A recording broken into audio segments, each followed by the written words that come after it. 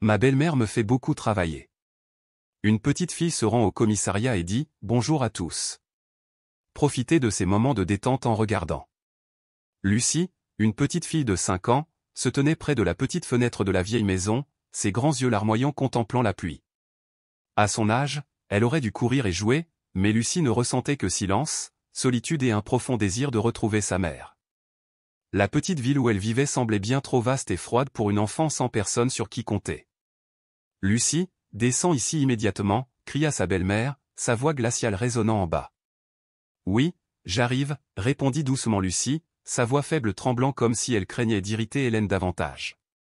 Elle descendit les escaliers en courant, ses petits pieds se déplaçant aussi vite que possible pour éviter l'irritation de sa belle-mère. Hélène se tenait dans la cuisine, une main sur la hanche, l'autre tenant un torchon. Ses cheveux bruns aux boucles élaborées et sa robe coûteuse la rendaient complètement incongrue à côté des vêtements simples de Lucie. « Qu'est-ce que tu faisais là-haut, à rêvasser encore ? Va faire la vaisselle, dépêche-toi », aboya Hélène. Lucie baissa la tête et se dirigea vers l'évier rempli de vaisselle sale.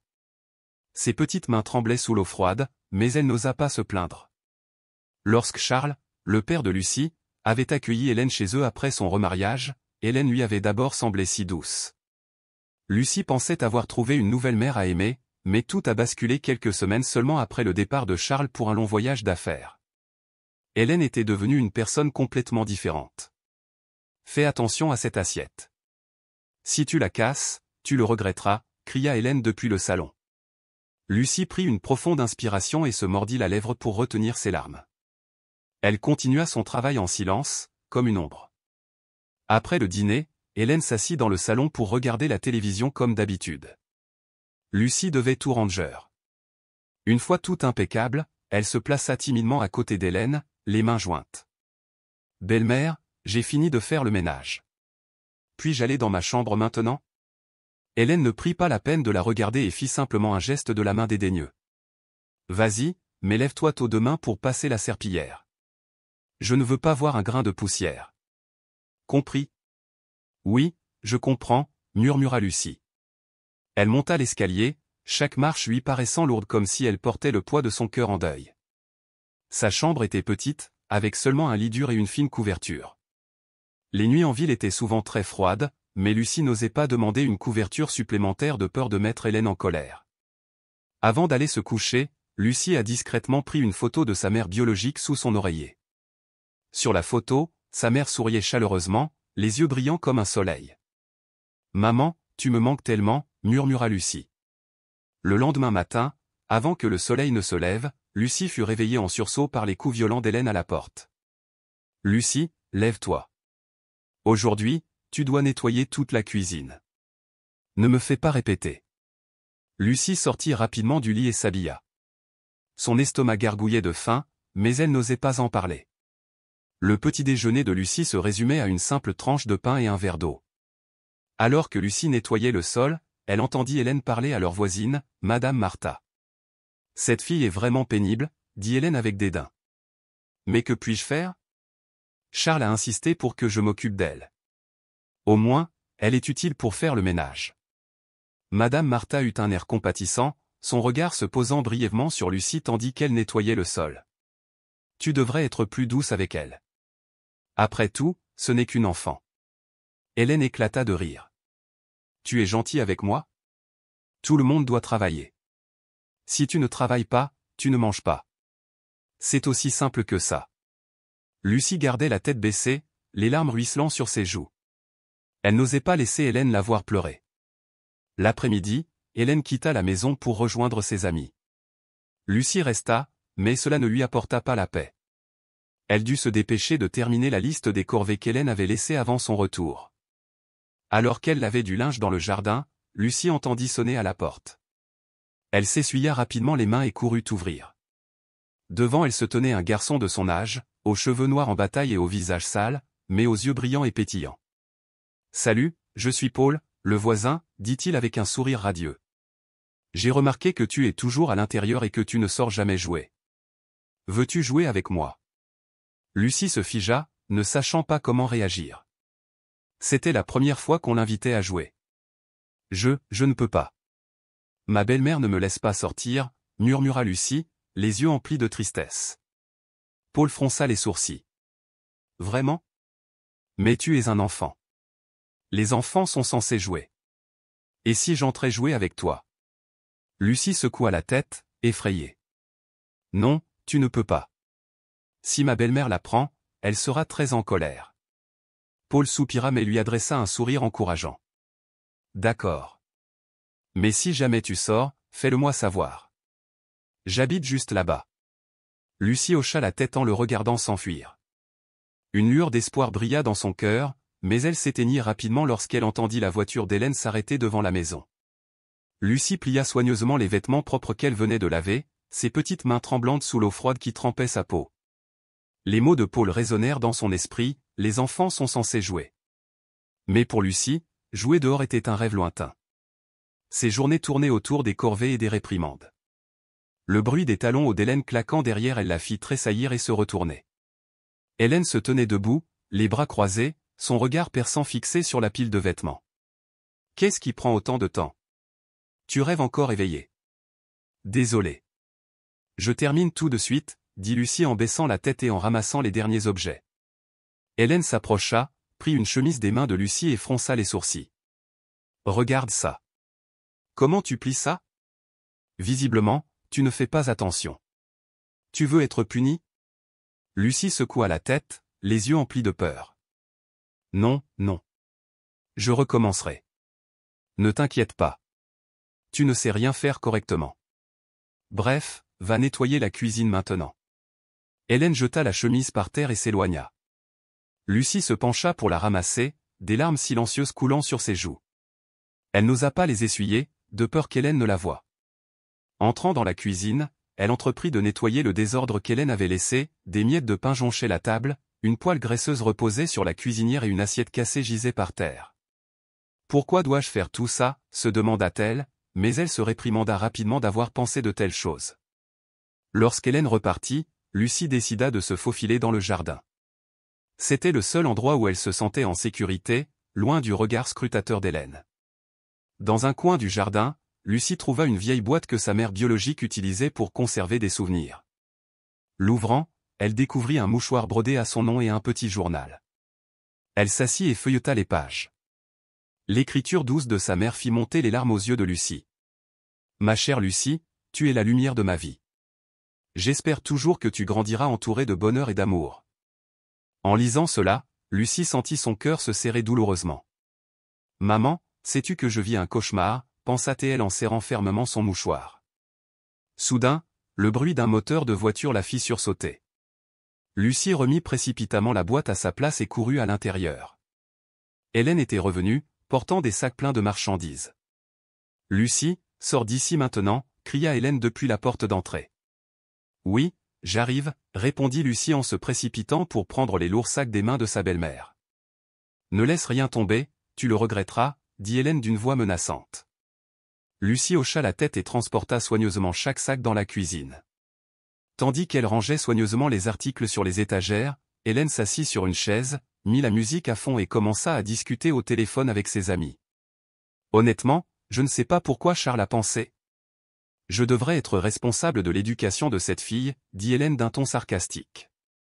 Elle n'est qu'un fardeau pour moi, mais au moins elle est utile pour les tâches ménagères.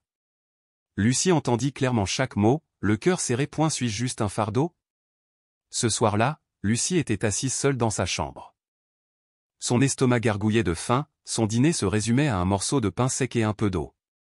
Hélène se régalait souvent de délicieux repas, mais Lucie n'avait le droit de manger que les restes.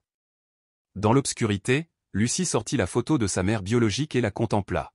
« Maman, si tu étais encore en vie, tout serait différent » murmura-t-elle, les larmes aux yeux.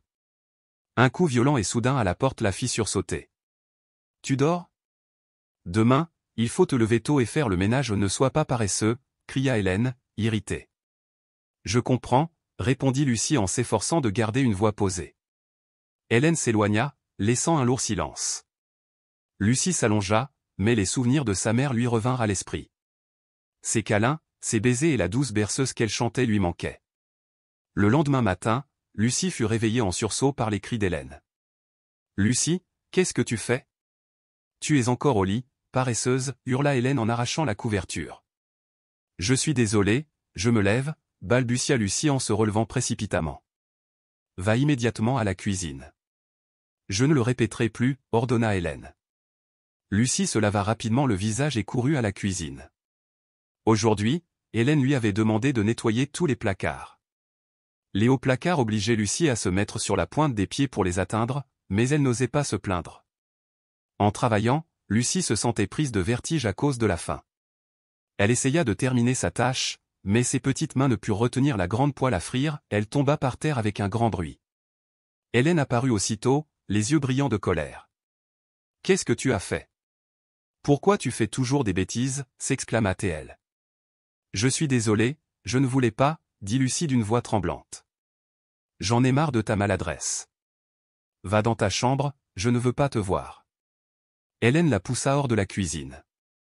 Lucie monta l'escalier en titubant, le visage ruisselant de larmes.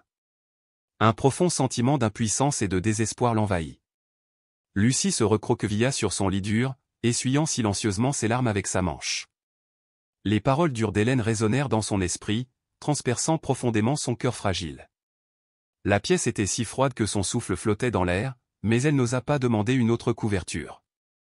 La dernière fois qu'elle avait demandé, Hélène avait raillé, « Si tu as froid, travaille plus dur, ça te réchauffera. » La faim empêchait Lucie de dormir, le morceau de pain sec qu'elle avait mangé ce matin-là ne suffisait pas à la soutenir pendant une longue journée de dur labeur. Elle pensa à la boîte à souvenirs dans le jardin où elle avait autrefois trouvé un peu de réconfort, mais même cela ne parvenait pas à apaiser la douleur dans son cœur. Le lendemain matin, Hélène frappa à la porte de Lucie. « Lève-toi, paresseuse. Comment peux-tu dormir dans une maison aussi sale ?» Lucie sauta du lit et s'habilla rapidement sans même se brosser les dents. Elle commença à frotter le sol tandis qu'Hélène l'observait de loin, l'œil de faucon, prête à repérer la moindre erreur. « Frottez plus fort. Regardez ces taches, vous vous attendez à ce que je les nettoie moi-même, » cria Hélène. « Je suis désolée, je vais recommencer, » marmonna Lucie en essayant de cacher ses mains rougies, irritée par ce long frottement. Alors que Lucie nettoyait la dernière marche de l'escalier, la sonnette retentit. Hélène se précipita pour ouvrir et accueillit son amie Madame Rose. « Rose, entre, assieds-toi. Je viens de finir de ranger la maison, elle est impeccable maintenant, » dit fièrement Hélène. Lucie garda la tête baissée et continua son travail, mais ne put s'empêcher d'entendre leur conversation. « Où est Lucie » demanda Rose, la voix teintée de curiosité. « Elle est là-bas » répondit Hélène en désignant Lucie. « Je la fais travailler pour qu'elle ne soit pas oisive. Les enfants ont besoin de discipline, sinon ils grandiront gâtés. » Rose fronça les sourcils. « Mais elle est encore si jeune, tu n'as pas peur de la surmener ?» Hélène rit bruyamment. « Les enfants d'aujourd'hui sont trop mous. Avant, je travaillais 2 fois plus à son âge et je m'en sortais plutôt bien. » Lucie se mordit la lèvre, retenant ses larmes. Elle se sentait comme une ombre, invisible et sans protection. Cet après-midi-là, Hélène demanda à Lucie d'apporter une serviette propre dans le jardin pour étendre le linge.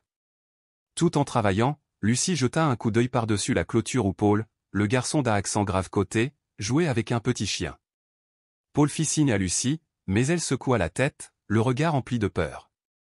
Hélène apparut aussitôt, le visage dur lorsqu'elle vit Lucie s'arrêter. « Qu'est-ce que tu fais ? Tu rêvasses encore ? Tu sais bien qu'étendre le linge ne se résume pas à le jeter sur l'étendoir ? Il faut qu'il soit propre et bien rangé. »« Je suis désolée, je vais arranger ça tout de suite, » balbutia Lucie en essayant de redresser la serviette. « Ne me fais pas honte devant les voisins, compris » dit Hélène d'un ton menaçant. Lucie baissa la tête, sentant sa poitrine se serrer. Les mots d'Hélène n'étaient pas seulement une réprimande, ils étaient comme une humiliation. Ce soir-là, après avoir débarrassé Hélène de son dîner, Lucie prit discrètement un petit morceau de pain laissé sur la table. Avant qu'elle puisse en croquer une bouchée, Hélène revint brusquement. « Qu'est-ce que tu fais ? Qui t'a donné la permission de manger » hurla Hélène en arrachant le pain des mains de Lucie. « J'ai tellement faim » murmura Lucie, les yeux embués de larmes. « Faim ? Tu crois que c'est un hôtel ici ? Si tu veux manger, tu ferais mieux de travailler. À partir de maintenant, tu ne mangeras que quand je te le dirai, compris » hurla Hélène en poussant Lucie hors de la cuisine. Lucie entra en titubant dans sa chambre, l'estomac gargouillant et la tête qui tournait. Elle s'allongea sur son lit, serrant la fine couverture, avec l'impression que le monde entier s'était retourné contre elle. Le lendemain, lorsque Charles appela de son voyage d'affaires, le cœur de Lucie bondit d'espoir. Elle se précipita au salon, essayant de se rapprocher du téléphone.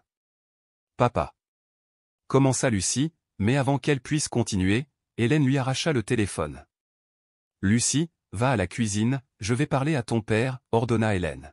« Oui » murmura Lucie, sa voix à peine audible, tandis qu'elle quittait la pièce en silence. De la cuisine, elle entendit Hélène parler à Charles. « Lucie est très obéissante, ne t'inquiète pas. Elle est encore jeune et un peu maladroite, mais je lui apprends. Tout va bien ici. » Lucie sentit son cœur se briser. Elle voulait crier et dire la vérité à son père, mais elle savait qu'elle ne pouvait pas. Hélène la menaçait toujours, lui disant que les choses ne feraient qu'empirer si Lucie disait quelque chose d'inapproprié. Lorsque Charles raccrocha, Hélène se tourna vers Lucie. « Ton père t'a dit de te tenir bien et de m'écouter, alors il vaut mieux que tu ne fasses rien qui puisse me contrarier. » Lucie baissa la tête, cachant ses larmes. Un profond désespoir la submergea, la laissant piégée sans issue. Lucie fut réveillée en sursaut par les coups violents d'Hélène à la porte. « Lucie, lève-toi tout de suite. Je ne veux pas t'appeler 2 fois. » La voix rauque d'Hélène résonna, dénuée de toute patience. Lucie ouvrit les yeux, la faible lumière de la fenêtre ne réchauffait guère sa chambre froide et morne. Elle se leva rapidement, enfila ses vieux vêtements usés et sortit précipitamment de sa chambre. Hélène se tenait au bas de l'escalier, une longue liste de tâches à la main. « Je serai absente toute la journée aujourd'hui, et je veux que cette maison soit impeccable, comme un miroir à mon retour. Voici la liste. » Hélène lui tendit le papier et lui lança un regard dédaigneux. « Si tu ne finis pas tout, ne t'attends pas à dîner. » Lucie prit le papier en silence. La première chose à faire était de nettoyer toutes les vitrines et les décorations du salon. Viennent ensuite les tâches comme laver les tapis, récurer la salle de bain et une longue liste d'autres corvées. La simple lecture de cette liste lui donna le vertige. Hélène enfila son manteau de fourrure, attrapa son sac et sortit. Avant de partir, elle se retourna et insista, « Assurez-vous que tout soit fait. Sinon, ne me reprochez pas d'être trop stricte. » La porte claqua, laissant Lucie seule dans la grande mais froide maison. Elle tenait la liste et contemplait la pièce en désordre devant elle. Les décorations en verre scintillaient sur les hautes étagères, hors de sa portée. Elle tira une chaise, grimpa dessus et essuya soigneusement chaque objet. Pendant que Lucie faisait le ménage, la porte s'ouvrit brusquement, c'était Paul, le garçon d'un accent grave côté.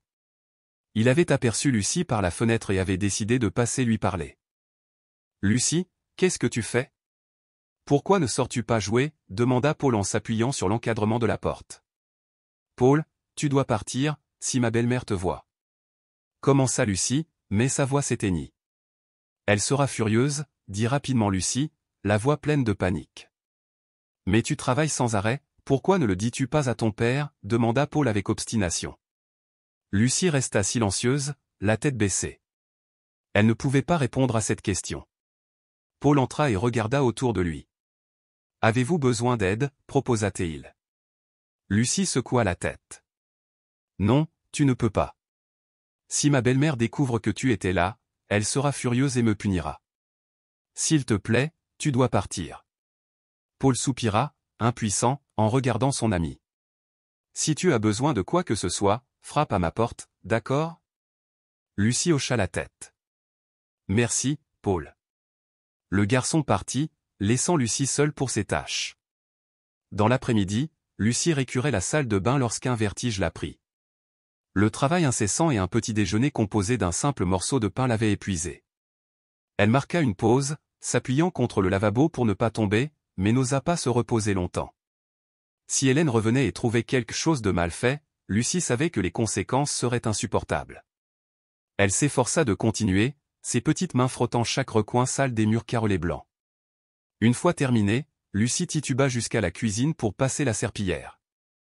La sonnette retentit. Pensant qu'Hélène était revenue, elle alla ouvrir, mais Madame Rose, l'amie proche d'Hélène, se tenait là. « Bonjour, madame, » dit doucement Lucie. Madame Rose regarda la jeune fille maigre et fatiguée, son regard scrutant la silhouette frêle et le visage las de Lucie. « Où est Hélène ? Elle n'est pas à la maison ? » « Ma belle-mère est sortie, madame, » répondit Lucie. Madame Rose fronça les sourcils. Que as-tu fait pour avoir l'air si épuisé? Tu as fait du ménage toute la journée? Lucie baissa la tête, incapable de répondre. Madame Rose soupira, l'air empreint de compassion. D'accord. Quand Hélène reviendra, dis-lui de m'appeler. Sur ce, elle fit demi-tour et partit. Lucie ferma la porte, le cœur lourd.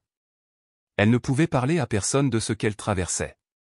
Ce soir-là, Hélène inspecta le travail de Lucie et explosa de colère. Ce placard n'est pas propre. Que as-tu fait toute la journée pour ne pas pouvoir faire quelque chose d'aussi simple, hurla-t-elle en frappant la table du poing. Tremblante, Lucie reprit le chiffon et essuya à nouveau la vitrine, même si ses mains lui faisaient mal à force de l'avoir déjà fait tant de fois. Le dîner se composait d'un morceau de pain froid. Lucie n'osa pas en redemander. Avant de se coucher, elle sortit la photo de sa mère et murmura « Maman, tu me manques tellement. Je ne sais plus quoi faire. » Des larmes trempèrent sa chemise usée tandis qu'elle se pelotonnait sous sa fine couverture, cherchant de la chaleur dans l'obscurité. Une idée lui traversa l'esprit, peut-être devait-elle s'échapper, mais où aller? Qui l'aiderait? Tôt le lendemain matin, Hélène fit irruption dans sa chambre. « Lucie, lève-toi tout de suite. Tu n'as pas fini tes tâches d'hier, et tu crois que tu peux rester allongée là. » Surprise, Lucie se précipita hors du lit et descendit précipitamment. Le petit déjeuner se composait de pain sec et d'eau froide, suivi d'une liste interminable de corvées, laver les couvertures, frotter les sols, nettoyer le jardin, réorganiser le débarras. Les petites épaules de Lucie étaient écrasées sous le poids. Pendant qu'elle lavait les couvertures dans le jardin, Paul apparut à la clôture. « Lucie, ça va? Tu as l'air si fatiguée, dit-il, l'inquiétude gravée sur son visage. Lucie essuya la sueur de son front. « Je vais bien, » murmura-t-elle d'une voix peu convaincante. « Je ne pense pas que tu ailles bien, » répondit Paul. « Ma mère a dit que tu avais l'air beaucoup plus mince. Tu devrais en parler à ton père. »« Je ne peux pas, » dit Lucie. « Si Hélène l'apprend, elle me punira. » Paul la regarda un instant, puis partit, l'inquiétude perçant dans ses yeux. Cet après-midi-là, Lucie peina avec les cartons lourds et poussiéreux dans le débarras jusqu'à s'effondrer d'épuisement. Madame Rose revint à la porte, remarqua la fatigue de Lucie et demanda à Hélène d'appeler son amie à son retour. Mais ce soir-là, Hélène hurla à Lucie pour lui demander de retourner dans sa chambre froide et vide. Cette nuit-là, Lucie resta éveillée, le souvenir de sa mère à la fois réconfortant et angoissant. L'idée de s'échapper s'imposait, elle s'enfuirait, retrouverait le commissariat que son père lui avait indiqué et chercherait de l'aide. À minuit, la respiration d'Hélène prouvant qu'elle dormait, Lucie s'éclipsa, n'emportant rien d'autre que la photo de sa mère et un espoir tremblant. Elle courut dans les rues sombres, passant devant des maisons silencieuses et un chien errant qui l'effraya jusqu'à ce qu'elle comprenne qu'il ne lui faisait aucun mal. Finalement, elle atteignit le petit commissariat. À l'intérieur, des agents bienveillants l'enveloppèrent dans une couverture, lui offrirent de l'eau, écoutèrent son récit tremblant et jurèrent de l'aider. Ils contactèrent son père. Son père, Charles, se précipita au poste. Voyant sa fille meurtrie et épuisée, il la serra dans ses bras et jura de la protéger. La police arrêta Hélène pour exploitation d'enfants cet après-midi-là, et Charles s'arrangea pour que Lucie soit hébergée chez Martha, une amie de sa mère, qui l'accueillit chaleureusement, lui offrant un repas chaud et lui promettant qu'elle serait en sécurité et qu'elle ne souffrirait plus jamais de la faim. Pour la première fois depuis des mois, Lucie se sentit véritablement aimée. Le lendemain matin, elle se réveilla sur le lit moelleux de Martha. La lumière du soleil filtrait à travers les rideaux, illuminant la petite mais confortable chambre. Pour la première fois depuis des mois, Lucie se sentait en sécurité, libérée des cris d'Hélène. Martha entra, portant un plateau de petit déjeuner. « Tu es réveillée, c'est bien. Tiens, prends du pain et du lait chaud. Tu as besoin de reprendre des forces. » Lucie se redressa et lui offrit un léger sourire. « Merci, Martha. Je n'ai jamais pris un aussi bon petit déjeuner. » Martha caressa doucement les cheveux de Lucie et dit, « Désormais, tu n'as plus à avoir peur. Ici, tu seras aimée et protégée. » La sonnette retentit. Martha répondit et revint avec Charles. Il s'assit à côté de sa fille, les yeux emplis de regret. « Lucie, j'ai besoin de te parler, » commença-t-il d'une voix lourde de tristesse. « Je suis vraiment désolé pour toutes les souffrances que tu as endurées. Je ne savais pas qu'Hélène était si terrible, je lui faisais trop confiance. » Les yeux de Lucie se remplirent de larmes. Papa, es-tu sûr que je n'aurai pas à retourner auprès d'elle? J'ai tellement peur. Charles lui prit fermement la main. Je te le promets. Hélène devra rendre des comptes devant la justice. Je ne te laisserai plus jamais souffrir comme ça. Au commissariat, Hélène subit un interrogatoire. De l'autre côté de la table, Roberto et Javier affichaient une expression sévère. Madame Hélène, commença froidement Roberto, nous avons les témoignages de Lucie et d'autres témoins. Vous ne pouvez pas nier votre exploitation. Hélène se pencha en arrière, les bras croisés. Je ne vois pas de quoi vous parlez. Cette fille invente des histoires, elle est égoïste et paresseuse. Javier haussa un sourcil et fit glisser un dossier. Ces photos montrent des bleus sur le corps de Lucie. Des voisins comme Madame Rose ont témoigné. Il est clair que vous l'avez exploitée pendant longtemps. La confiance d'Hélène vacilla. Je la punissais simplement. Les enfants ont besoin de discipline, n'est-ce pas? Le regard de Roberto se durcit. La discipline n'est pas un abus. Vous devrez rendre des comptes au tribunal. Hélène se tut, l'anxiété s'insinuant dans son visage. De retour chez Martha, Charles commença à planifier la nouvelle vie de Lucie. Il demanda une mutation pour ne pas avoir à voyager. Il se mit également en quête d'un foyer loin des douloureux souvenirs qu'Hélène avait laissés derrière elle. Cet après-midi-là, Martha emmena Lucie au parc. Pour la première fois depuis des lustres, Lucie respirait l'air frais sans crainte. Tenant la main de Martha, elle regardait les autres enfants jouer. « Tu veux te joindre à eux » demanda Martha avec un doux sourire. Lucie recula, les mains serrées contre elle. « Je ne connais personne et je ne sais pas jouer. » Martha s'agenouilla et posa les mains sur les épaules de Lucie. « N'aie pas peur. Tu apprendras vite. Tu es forte et les gens se soucieront de toi. » Lucie leva les yeux, le cœur rempli de chaleur, et serra la main de Martha. Quelques jours plus tard, le procès commença. Charles et Lucie entrèrent ensemble au tribunal. Le cœur de Lucie battait fort tandis qu'elle serrait la main de son père. « Tu n'as pas à avoir peur, » murmura Charles.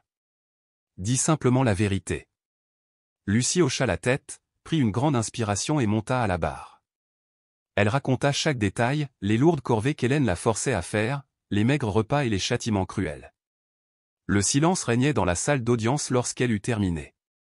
Le juge se tourna vers Hélène d'une voix glaciale. « Vos actes sont inacceptables. Vous êtes coupable d'exploitation d'enfants et vous encourez des sanctions. » Incapable de parler, Hélène fut escortée menottée, la colère fulgurant dans ses yeux tandis qu'elle croisait le regard impassible de Charles et Lucie. Ce soir-là, de retour chez Martha, Lucie s'assit à côté de son père, soulagée. Elle n'aurait plus à craindre d'être maltraitée. Charles s'agenouilla devant elle, le regard sincère. « Lucie, j'ai commis une grave erreur en te laissant avec Hélène. Je suis désolé de ne pas avoir été là quand tu avais le plus besoin de moi. À partir de maintenant, je te promets de me rattraper. » Des larmes ruisselèrent sur les joues de Lucie. « Je veux juste que tu sois avec moi, papa. Je n'ai besoin de rien d'autre. » Charles la serra fort dans ses bras, comme s'il avait retrouvé une part précieuse de sa vie. Martha l'observait en souriant. Enfin, Lucie recevait l'amour qu'elle méritait. Après le procès, Hélène fut condamnée à la prison pour exploitation d'enfants. Ce verdict apporta un soulagement à Charles et Lucie. Charles savait que c'était leur chance de prendre un nouveau départ. Une semaine plus tard, il emménagea Lucie dans leur nouvelle maison, une petite maison confortable près d'une école et d'un parc. « Que penses-tu de notre nouvelle maison » demanda-t-il, plein d'espoir. Lucie examina les pièces lumineuses et dit « J'adore, papa. C'est tellement mieux que l'ancien. » Charles sourit et lui prit la main. « Je veux que tu sois heureuse ici. Je te promets que personne ne te fera plus jamais de mal. » Le premier jour dans sa nouvelle école, Lucie rencontra Sophia, une enseignante au sourire chaleureux. « Bonjour Lucie. Je suis ravie de te rencontrer. C'est ta classe. Tu te feras vite des amis. » Lucie lui rendit son sourire. « Je ferai de mon mieux. » Pendant la récréation, une fille nommée Clara se présenta et invita Lucie à jouer. Pour la première fois depuis des mois, Lucie éclata de rire. Elle avait l'impression qu'une nouvelle porte s'ouvrait à elle. Cet après-midi-là, Lucie raconta avec enthousiasme à son père comment allait l'école. Après le dîner, Charles la conduisit dans une pièce qu'elle n'avait jamais vue. « C'est ta chambre » dit-il en ouvrant la porte. À l'intérieur, des couleurs vives, un lit douillet, un petit bureau et une bibliothèque remplie de livres l'attendaient. Au mur était accroché un tableau représentant un ciel étoilé. Les yeux de Lucie se remplirent de larmes. « Merci, papa. Je ne sais même pas quoi dire. » Charles la serra dans ses bras. « Tu le mérites. » Dans les semaines qui suivirent, la vie de Lucie s'illumina. Elle se fit de nombreux amis et son lien avec Clara se renforça. Elle s'inscrivit également à un cours de flamenco dont elle rêvait depuis longtemps. Dès son premier cours, elle sentit une vague de nervosité la submerger. « Papa, je ne sais pas si j'y arriverai, » murmura-t-elle. Charles s'agenouilla et lui prit la main. « Tu peux y arriver. Je crois en toi et je suis toujours fier de toi. » Des mois plus tard, Lucie montait sur scène, vêtue d'une robe de flamenco rouge vif.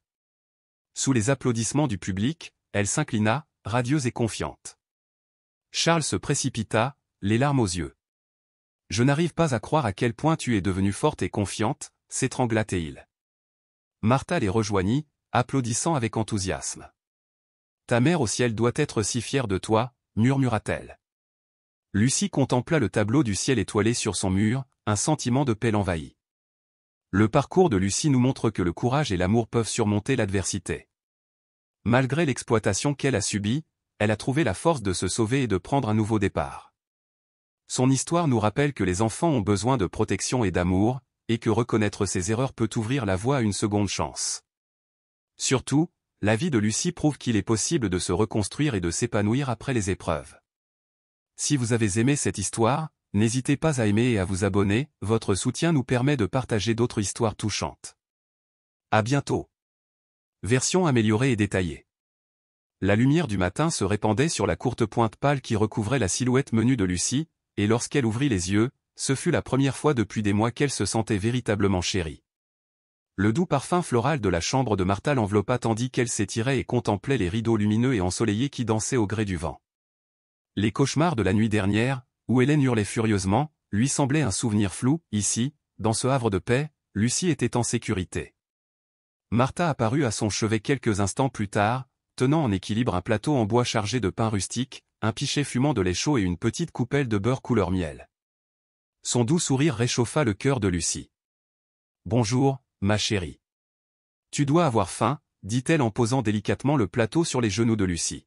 « Prends ton temps et mange, tu prends des forces chaque jour. » Lucie hésita une seconde avant de rompre le pain, remarquant que la croûte craquait sous son toucher.